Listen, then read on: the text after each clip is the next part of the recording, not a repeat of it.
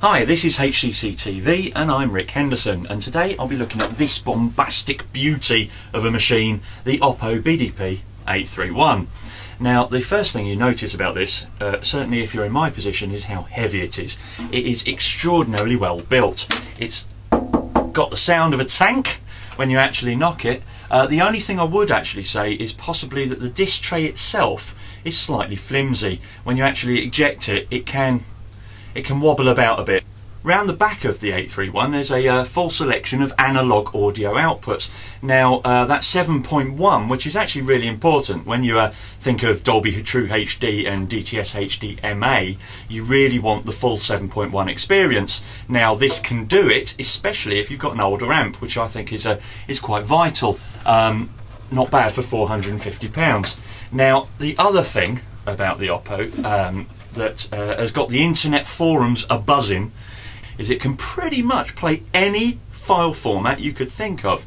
Now I have found one that it doesn't play the MPEG-2 encodes, say for instance that you can use on HD encodes, that is, that you could use on a PlayStation 3, but to be honest, if you can play MKV, which it can, you needn't worry.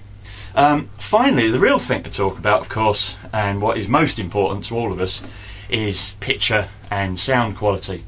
Now, the picture quality of this, I would say, is definitely on a par with anything else within a £500 price range. Don't forget, this is £450. It's very clean, it's very crisp, beautiful motion, an abundance of options. I mean, in the menu system, you can change pretty much anything. You can even have digital noise reduction performed by the machine, so that's quite good. The audio side of things, well, this is where another area where this excels. It is the first player you can literally get your hands on that plays both SACD and DVD audio.